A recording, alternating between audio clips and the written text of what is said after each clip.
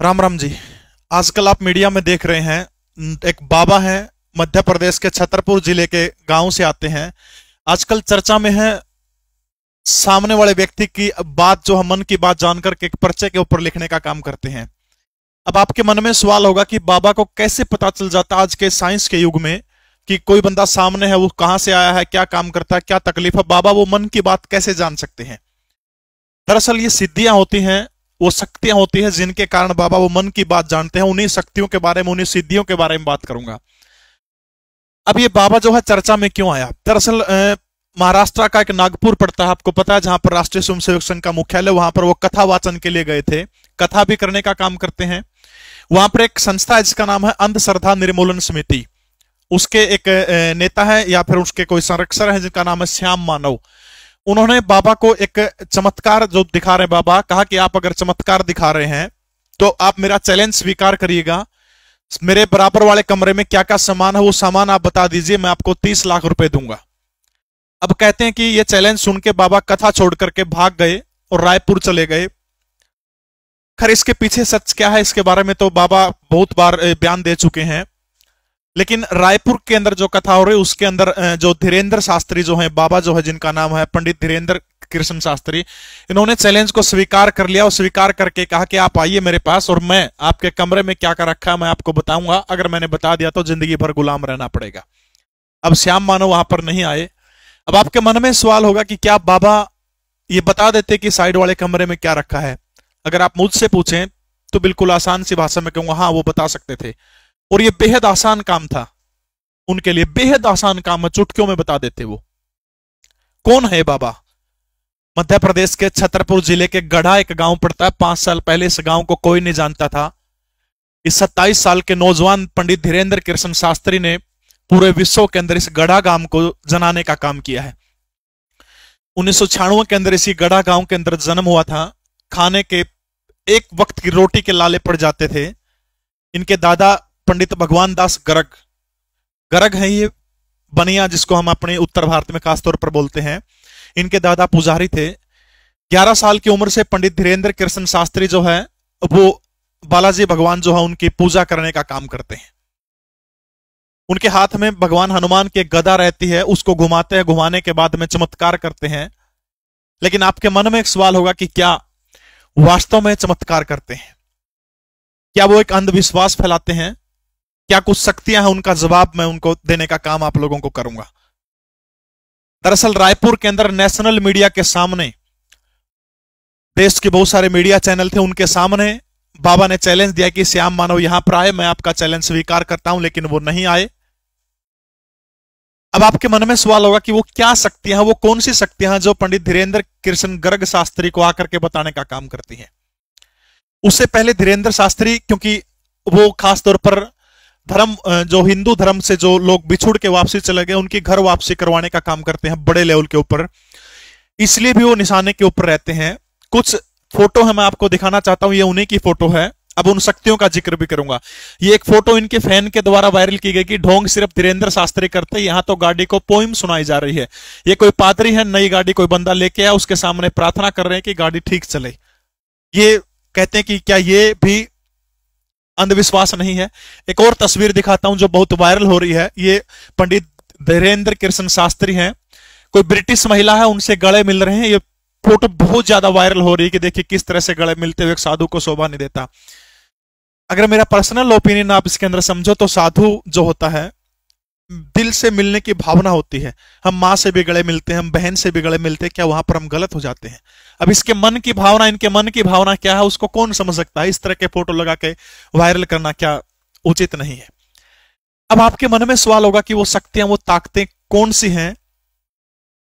क्या सचमुच भगवान हनुमान आकर के उनको बताते हैं जैसे वो बालाजी का नाम लेते हैं। मेरा उत्तर है नहीं। भगवान हनुमान इतने सस्ते नहीं है कि वो किसी को आकर के बताएं कि सामने वाले के मन में क्या चल रहा है। अब वो शक्तियां देख लीजिए कौन सी है। सबसे पहला नाम है, एक सिद्धि है जिसका नाम है कर्ण पिशाचिनी सिद्धि। कर्ण पिशाचिनी सिद्धि, ठीक है। हो सकता है आप मेरे को बेवकूफ कहें, लेकिन आप इस सिद्धि के बारे में गूगल में सर्च करना कि कर्ण पिशाचिनी सिद्धि क्या होती है। दरअसल ये जो सिद्धि होती है तांत्रिक विद्या होती है, कुछ मंत्रोच्चारण का आपको गहन अध्ययन करना पड़ता है, सालों साल इस तपस्या के अंदर लग जाते हैं। इसके बाद एक अलौकिक शक्ति होती है, एक देवी होती है, इसको कर्ण पिशाचिनी माता कहते हैं। कहते वो कान में आकर के बैठ जाती है, जो इस तपस्या को करता है उसके कान में भयंकर दर्द होता है। अगर आपको पूरी विधि जाननी है तो आप YouTube पर सर्च करिएगा कर्ण पिशाचिनी विधि, या फिर गूगल में सर्च करिएगा, आपको पूरा पता चल जाएगा कैसे कैसे इसकी विद्या करनी होती है। वो मैं उस चक्कर में नहीं पड़ना चाहता, मैं आपको सिर्फ बताना चाहता हूं कि पंडित धीरेन्द्र कृष्ण शास्त्री कैसे जानने का काम करते हैं। अब ये मंत्रोच्चारण से कठिन तपस्या होती है, उस कठिन तपस्या के मंत्रों के आह्वान से वो देवी आकर के कान में सब बताने का काम करती है कि सामने वाला कौन है, किस गांव से आया है, क्या काम करता है। अब एक और दिलचस्प मामला इसके अंदर, जब मैंने इसके बारे में अध्ययन किया तब पता लगा कि सामने वाले व्यक्ति के बारे में लाइव नहीं बता सकते कि ये कहां से आया, क्या कर रहा है, लिख के बताना पड़ता है। ये भी एक, नहीं तो अगर इस तरह का नियम अगर वो तोड़ेंगे, अगर सामने वाले के बारे में लाइव बता देंगे, कहते हैं कि ये देवी जो शक्तियां जो है ये कभी नहीं आती। अपने नवरात्रों के अंदर विद्याओं का जिक्र सुना होगा, 10 महाविद्याएं हैं। 10 महाविद्याओं में से एक 9वीं महाविद्या है जिसका नाम है कर्ण मातंगी साधना। कर्ण मातंगी साधना, ये जो कर्ण मातंगी साधना जो है ये भी यही काम करती है। मां मातंगी जो है का काम क्या करती है, मां मातंगी जो साधक कर्ण मातंगी यंत्र होता है, किसका भी एक मंत्र उच्चारण के साथ में पूरी विधि आपको गूगल यूट्यूब पे मिल जाएगी कि कर्ण मातंगी साधना क्या होती है।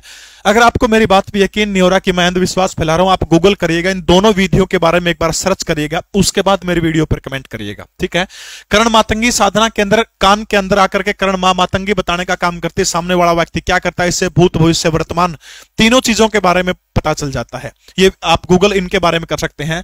अब सबसे बड़ा सवाल है कि क्या पंडित धीरेन्द्र कृष्ण शास्त्री जो हैं, क्या उनके पास में भगवान हनुमान बताते हैं या फिर ये विद्याएं हैं उनके पास में, ज्योतिष की या फिर या कहिए सिद्धि की। ये 2 ही महत्वपूर्ण विद्याएं हैं जिनके सहारे कोई व्यक्ति क्या जान सकता है कि भूत भविष्य वर्तमान सामने वाले व्यक्ति के बारे में बता देता है।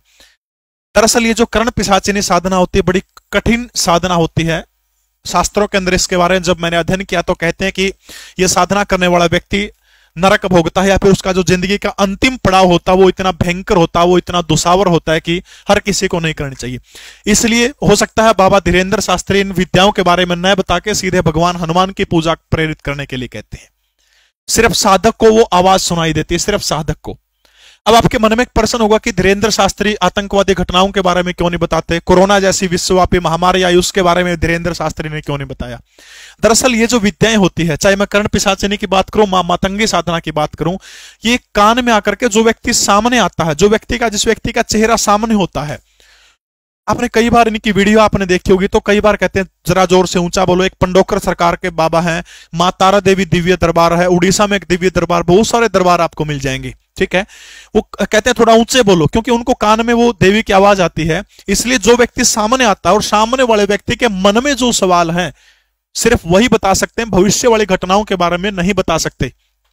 क्या इसकी जिंदगी में पीछे क्या क्या हुआ, सिर्फ उतना ही बता सकते हैं। ये भविष्य के बारे में इनको जानकारी नहीं होती, सिर्फ अपने तुक्के से अनुभव के आधार पर ये लोग बताने का काम करते हैं। तो इन विद्याओं के दम पर पंडित धीरेन्द्र ब्रह्म शास्त्री जो हैं वो सनातन का प्रचार करने का काम कर रहे हैं। 1% भी अंधविश्वास नहीं है, पाखंड नहीं है।